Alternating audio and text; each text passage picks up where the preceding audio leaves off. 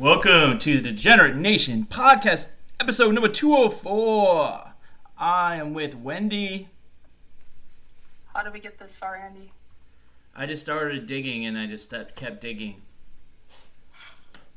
Past the Earth's core and back to out to the other side. Oh.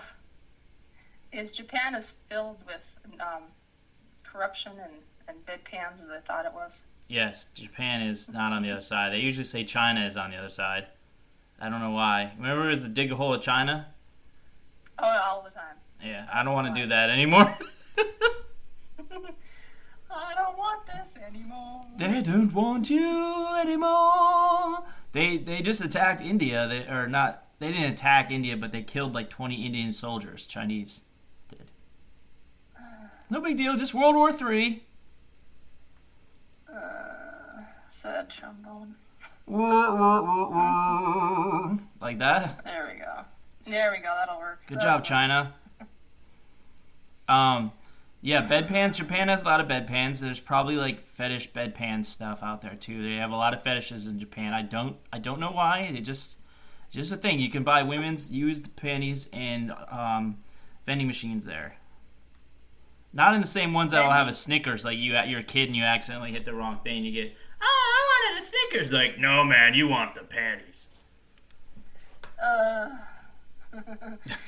Vending machines that dispense bedpans. Yeah, it's like a miniature bedpan for a midget or something. I don't need the 8-ounce, sir. I wanted the 32. I just drank the big gulp. What do you think I am? I wanted the 32 size, like a waist size. I wanted the 32 ounce. I wanted the big gulp bedpan. Big gulp bedpan, yeah. Oh yeah. So you got a job interview, huh?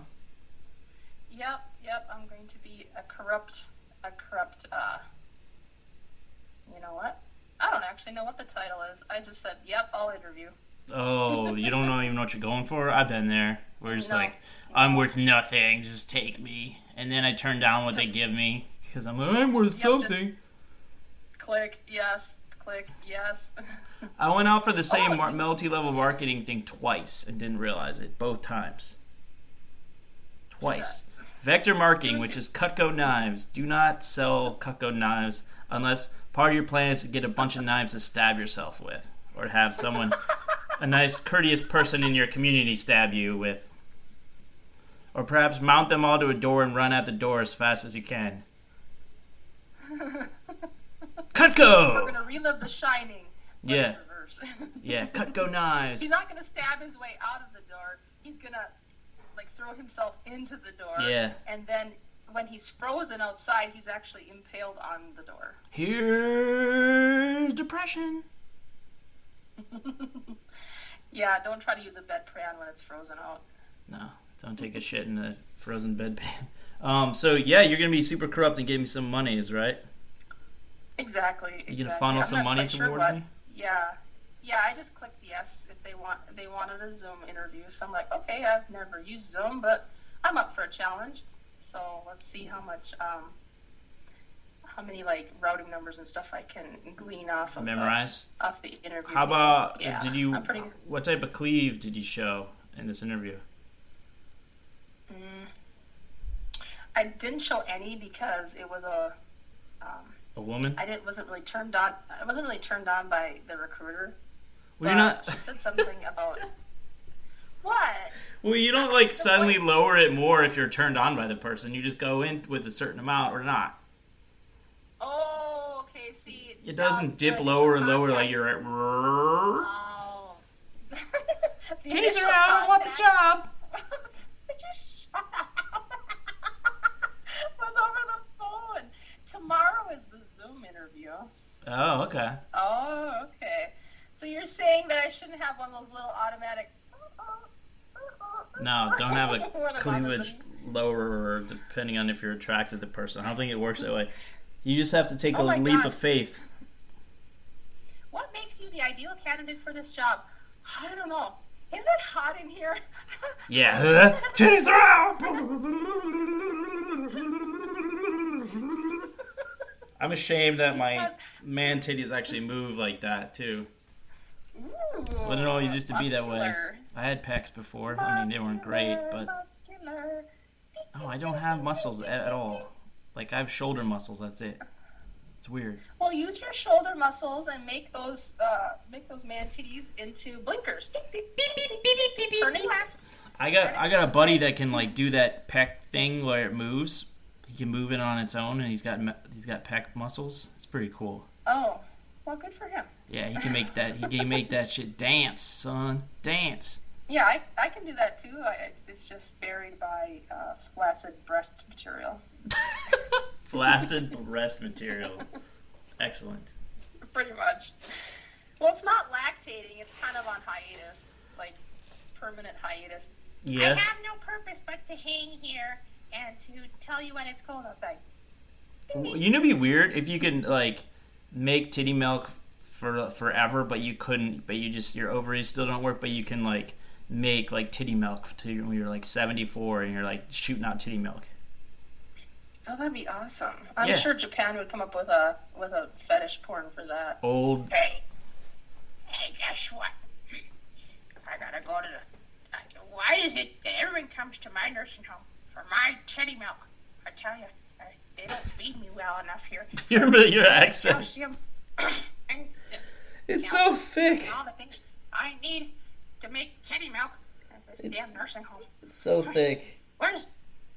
You can't do anything other than yourself or the strippers. Give it up. Give it up.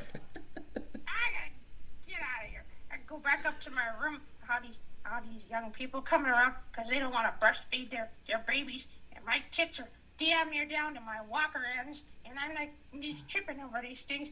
Thank goodness there's a little shelf on my acorn stair lift. I can put my titties up on it. What are you doing? To my room. What are you doing? Is that a big titty 74-year-old Japanese woman with a thick Minnesota patois?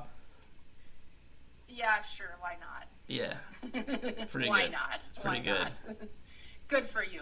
Snaps. You got it. You got it. Man, I can't fool you anytime. Yeah. What's that game? It's not charades, but the game where you like act something out and they have to, where you can talk to. Is that a game? No, that's called my job. Oh. that's called work. I'm just acting. Oh yeah. Oh yeah. Oh hey, nice boobs there, dude. You like my Lean tit? back a little more. Lean Yeah. back. Did you start out with that cleavage? Nope. There you go. Ooh. My tits are awful. No, they're not. I had a For dream the that I had listening bigger audience- nipples than I do. What's that? What about the listening audience?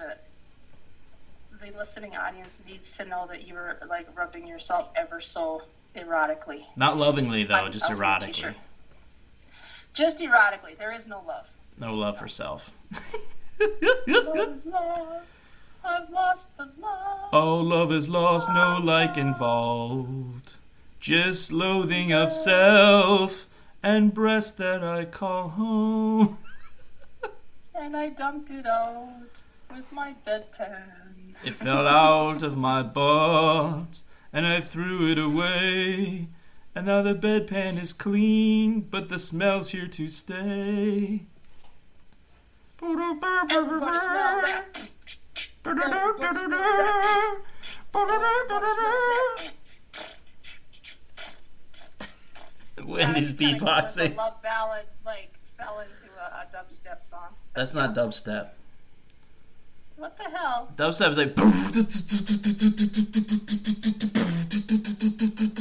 That's not even dubstep. I can't do dubstep. I'm not gonna like pull up a dubstep sample because I refuse to play dubstep on this show. All right. I have a really bad memory from going to an electronic show, and it was right after somebody died, and it was really bad because the music was like really intense, and there was children passing out everywhere, like teenagers. There was like paramedics and like teenagers everywhere passing out. I was like, this is terrible, terrible, terrible, terrible, terrible place. Are you sure you weren't going through electroshock therapy? I should. I haven't tried that yet. Yeah, make sure you have a bedpan for that too. Did you shit your pants? Well, you wouldn't shit your pants if you're sitting in a tin pan. I'm sitting in the pan, like in a Well, hot yeah, tub. you have to have grounding. You know how electricity works? You have to have a ground for it to go through. So it goes through your noggin, through your body and out your butthole into the pan. In through my frontal lobes and out my butthole holes. The butthole holes. Butthole holes. Yes. Frontal lobe. Butthole hole. Yeah, you could either get the model with or without the anal probe. I'd get the probe. Do you think that you would cut it in a mental facility? As a patient or a custodian? I guess either. They just make me mop the floors. Excuse me, Wendy, don't you have to have a mop to mop the floors? Yeah, you don't see it? I see it. It's here. I'm mopping the floors. Excuse me, but that's spaghetti on a stick. That's what you would aspire to if you were in for something, is you would like, I'm not really in here, I'm the custodian. Exactly. I just working 9 to 5. Except I'm not really working because I'm a patient inside this fucking hellhole. Give me all your food and I'll put it in the bed pan. We'll freeze it, then we'll feed the homeless cats. So yeah, 9 to 5. Mopping all the floors. Meow, meow, meow. Mopping this whole floor. I'm moving all the time. Gonna wax and wax and wax. Hey, that's not wax. No, that is just diarrhea.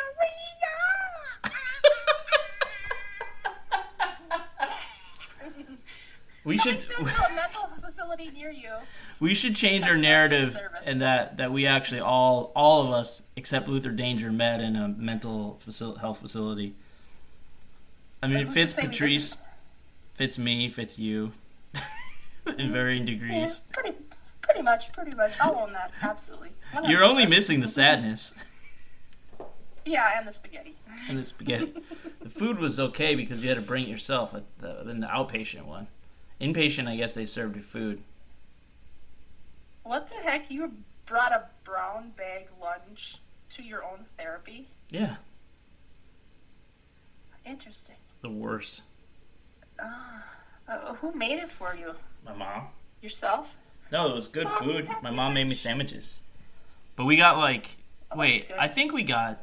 No, we might have got food. I think we got food, honestly. I can't really remember. I blacked out certain parts. I've talked about on the show. What's that? I like to pack your own lunch better. Yeah. No, there was like this class that we had to do, and it was like you had to say where you were, how you were feeling now, or where you were in your life, and then like where you were gonna be in 5 years, and then where you were gonna be in 10 years. And I was like, this is fucking. These people in here are suicidal or close to it, and you're asking them what they want in 10 years. Hungry. Yeah, like, I want to be a fucking ballerina. Like, does it matter? Like, I'm just trying not to blow my brains out here. Like, yeah, I I'm don't going get to be it. a dubstep artist. Oh my god. Wendy's homework is to Bing dubstep and find out what it entails, and that it's clearly not anything close to what she thinks it is. Fine, hyperventilation rap. Wendy speaks directly to Gen Z in today's episode of Degenerate Nation Podcast. Don't turn that station, it's the Degenerate Nation. Where can they get a hold of you if they want to educate you on music, Wendy? Out in the garage. Actually, they could email us at degeneratenation@gmail.com or hit us up on our Facebook page, Degenerate Nation or Degenerate Nation Podcast. Yeah, bitch. Yeah. Ow! Oh! I can actually talk. That's all that spaghetti that's stuck up my nose. Yeah, I like it. That's good. 9 to 5. What a way to make a living. We're gonna rehash a successful bit from 5 minutes ago. 9 to 5. My breasts are on my knees now. I'm waxing floors. My tits have sagged beyond repair, and my mental's gone because I am divorced, and I never thought I'd be this far in life without a horse. I wish I had more breast milk for all the patients. They could drink it all from me and I could be all happy. Yes, I am today. And I double wax my floors, yeah. So come and see me. I'm an outpatient. 9 to 5. We can leave, but we really can't. There we go. There we go. It's okay to go, but you gotta sign a paper, and they track your movements, and they don't let you back in society until you get yourself a psychiatrist that will take your money, taking all your money, and you won't get better because it is a big old racket, but some of them help, but it's really you that's helping. Oh, boo, boo, boo, boo, boo, boo. Yes. Coming soon to an auditorium near you. You can't actually go there. Only 25% of you can go there. Degenerate outpatient therapy. Check your plan. We accept all major credit cards. Yeah. And Medicare, Medicaid. We accept Discover. Discover. EBT cards. And, yeah. There's SNAP benefits. Sexual favors out in the dumpster. Yeah, we accept sexual favors. You can eat Wendy out behind the dumpster. Oh, so you can get your... No, eating out. Nah. A lot of them will have bad teeth, too, because they freaked out about going to the dentist and didn't have coverage. What the fuck are you saying? I didn't go for, like, years. Yeah, they're going to, with their bad teeth, they're going to eat you out. You have your teeth, though. Yeah. Yeah, you see? Paid for it. You have a nice smile. Yeah. There you go. It's inauthentic, but yeah. Yeah. You can get 2 sessions if you can give me a mustache ride. You can laugh through hell with all your other inmates. That's what they are. Fucking Bronco mustache. Ride this stash, and you will feel much better. It's serving the servants. Oh. Mustache rides. I'm gonna go on a tangent. It's a mustache rides. Yeah. Mustache rides. Come to me and see this. I am so excited. We're going to go forever. I love you so much. Only 2 of our therapists went to college. The rest got their degrees online from unaccredited associations dealing with their own mental health. That's why they pursue this degree. So they go with you there, make light of your problems so they feel better about themselves.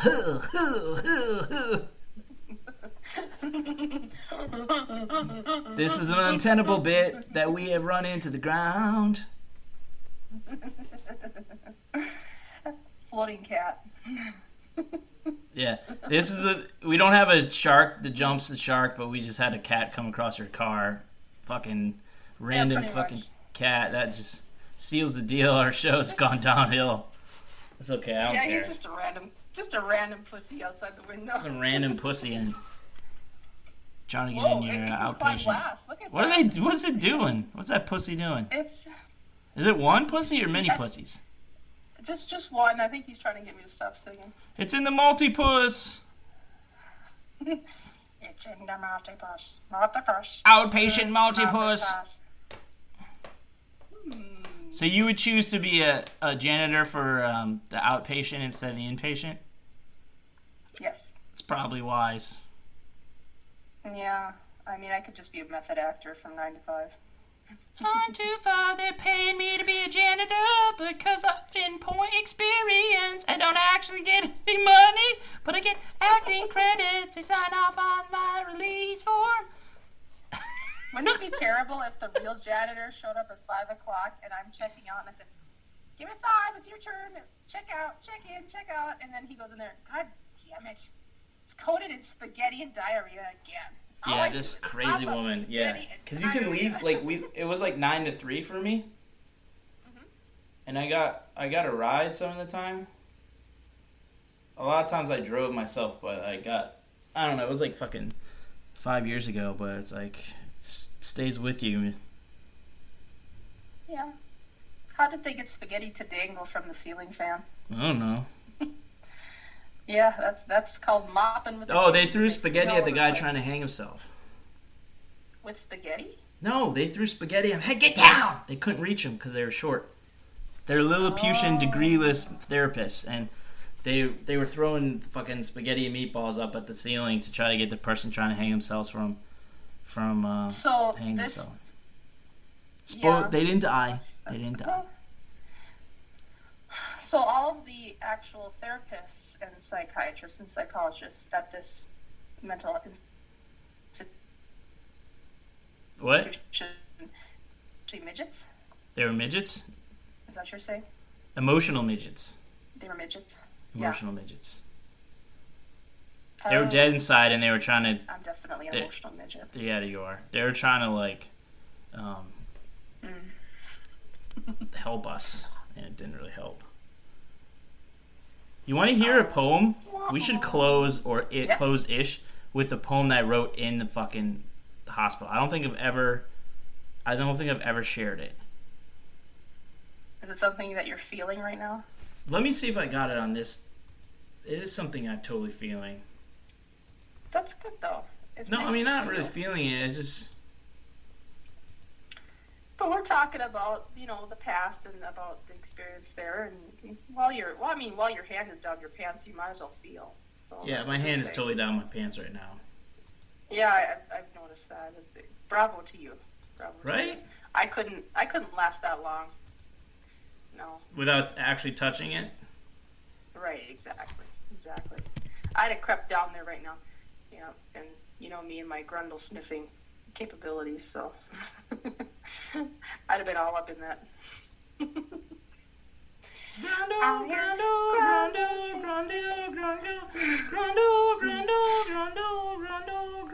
Okay, hold on. I'm going to just pause it, and I'm going to find this poem, okay? I'm going to pause it, right. So I don't want you to feel the pressure of carrying the show by yourself. I will pause. Wendy, are you ready? Yes, Daddy. All right. Here we go. This is called Fear, and it was written primarily in a mental outpatient hospital by me in 2015. I have decided to write about fear, and now I am afraid that my pen will never stop moving because I have become afraid of life itself, and I could write forever, and my arm will require amputation from excessive compulsive use, and it is harder to find love, true love, as an amputee.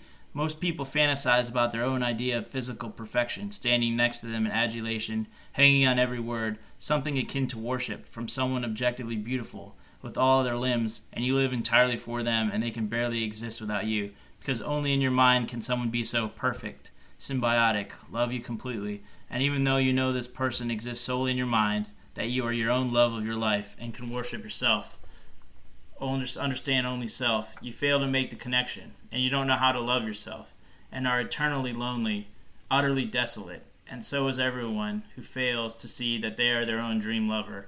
But that's not the fantasy, is it? We want the fantasy. I want the fantasy. Someone I can touch and never not want to touch, not ever. Someone who understands my need to own them completely at my convenience. To be my answer for everything. Love is unconditional acceptance. Love is a drug neither of you ever come down from. Coming down is doubt, is panic, is awareness of death, is wanting to speed up the process without them representing everything you need to devour the moment. Love is temporal displacement, an otherness to stop one from thinking. Love is a kiss at the end of the movie, every movie, that makes you feel that once you find that kiss, that feeling, that happiness is guaranteed forever, because you have found it, found them, and neither it nor you can ever die. Or if you die, that you will die before them, and never have to feel the pain of that separation from your everything. That we will never choose someone else's lack of suffering over our own freedom from pain. I am driven by the notion that life is torture without love, romantic love, or merely the hope of it. Maybe more so the hope of it. A torch in an ancient dark, light our search for meaning. Happiness is no longer searching, or is it? What if I am happiest now, with the search? The idea of finding something, someone, an answer. And if I find that thing, that relic, will I still want to drink from the cup, or will I regard it as a lost society's trash, buried not out of sacredness, a desire to keep it hidden from unworthy souls, but because it is garbage, and all garbage gets buried eventually. What is the life of garbage before it is buried, before it becomes garbage, and how can I live it, honestly and proudly? How can I be achingly, screamingly alive with the knowledge I possess, dark knowledge of time's decay, the transition to garbage? I am afraid of my own ripeness, lest I become stale and quickly. I am a time bomb in reverse. The explosion already happened. You can still see the traces of fire, of light, though I cannot. I'm ticking up, not to diffusal, but to the negation of my construction. Tick tick nothing. I fear I cannot even embrace something as sick, as deleterious as nihilism, because I don't want to push my stubborn commitment to the void onto others. The absence of feeling, absorbing meaninglessness, is not a philosophy. It is emptiness, and emptiness is a sickness, and as terrified as I am of being alone, truly alone, I am perhaps more afraid of spreading emptiness to others.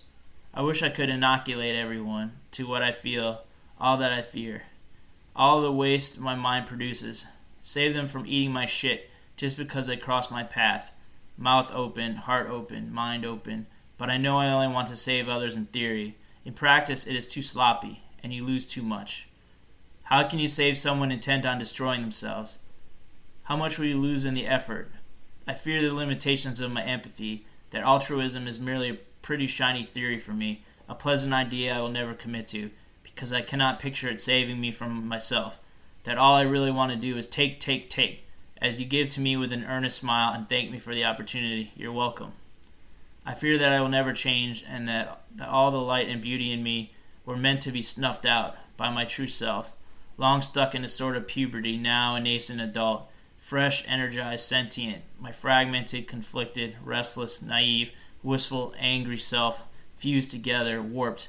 I am a Pangea of darkness. I have come alive of an emptiness. I want to know every dark pleasure. I want to reject everyone else's pain as inferior to my own. My pain of not receiving the inexplicable, infinite, unexamined pleasures I feel I am entitled to, simply for being labeled gifted. Expectations are not a gift. It is being tossed onto a boat, sailing away from blissful ignorance before you get a chance to bask in it, even as a child, as an innocent, craving exceptionalism before his time, when he shall learn how to share, to collaborate, to respect others honestly and not simply on principle, but to still love himself first. Love yourself as is, not your idealized self, the self you will never reach, because it doesn't exist, because you are sick, and your ideals never stop expanding, even as you turn away from them, even as your life experiences beat you down, even as you let them, and start to think you sought out the pain because it was easier to achieve than your ever-expanding ideals. Your concept of true happiness, a spectacular illusion, the ghost of a child's dream I still chase, and I criticize every activity that doesn't make me feel like I have somehow inched closer to trapping the ghost, and wind up criticizing everything, every single thing that was, is, or could be, because nothing is good enough. How can it be? I want the impossible, because I am sick. That's it. You okay, Wendy? Wow. And I'm just feeling it, like the emptiness and the garbage and all that. It's just. Yeah. Another snap. I wasn't feeling well, obviously. But, I mean, I was writing out while other people were just sitting there in their fucking misery caves. I was like, I gotta do something when I'm in here. Mm-hmm. Mm-hmm. Wow. That was like right when I had just started to be on medication, too. Is that one that you end up sticking with, or? I had that psychiatrist that I got after that for 4 years, and then I got the fuck out of there. Got someone else, and it's been better. They've taken me off most of my medicine, or like cut it down to about half, I'd say, maybe half, 60%, something like that. Yeah. Which has been a little better because you're learning to deal with stuff without as much medication. It doesn't mean it's like the right dosage, but it just means that I've had a little bit less, and I can still deal with stuff happening, sort of. When I'm not making songs about janitors watching people hang themselves. Yeah. Well, I love that. I absolutely loved it. It came from a low place, but it definitely brought me high. I got high off your pain, baby. Do you think I should submit that somewhere? Absolutely. Yeah. It could help people, if you share that Really? part of where you were, and say that, it's okay to be that way. It's okay to feel. Put a name to your feelings, and then you can heal from it. Should I call that fear or should I call that something else? I don't know if I can give you an answer right now. I'll probably listen to it again and again. Yeah, it'll have another title sooner. I'll get back to you. You help me so much, you sweet janitor of my place. I'll have to pluck it. Pluck it out of the sky. Well, there you go. I mean, people can digest on that. That's what it's like to feel like you need to be in a hospital and then go to the hospital and realize that might not even be the right place for you. Mm-hmm. That's the headspace I was at when I was doing that. Yeah, that is more digestible than the spaghetti. Yeah, that's spaghetti. Sure. Yeah, I had spaghetti tonight, actually. Some leftover spaghetti. I didn't throw it at any writhing, death-seeking patients, though. So how long will it take to go through your system until it becomes delicious flavoring for your butthole? Butthole flavoring?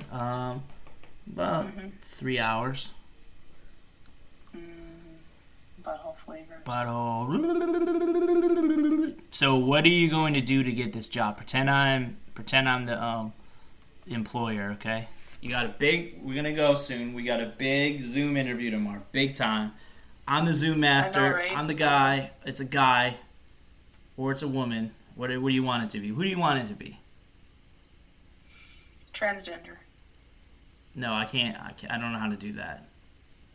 All right. Well, be yourself then. Be a guy. All right, what's up?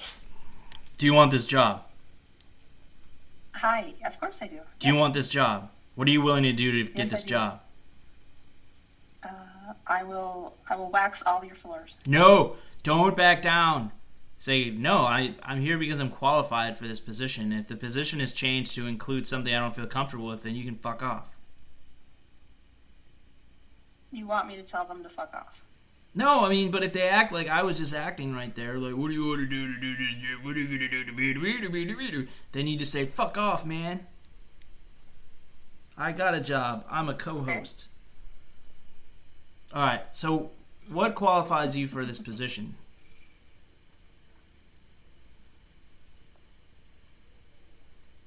Uh-oh. I'm going to totally take this interview. Oh, my God, I made it worse. All right, we're going to go. All right, just tell me one thing here. Yeah. Andy, whose ass do I have to eat to get this job?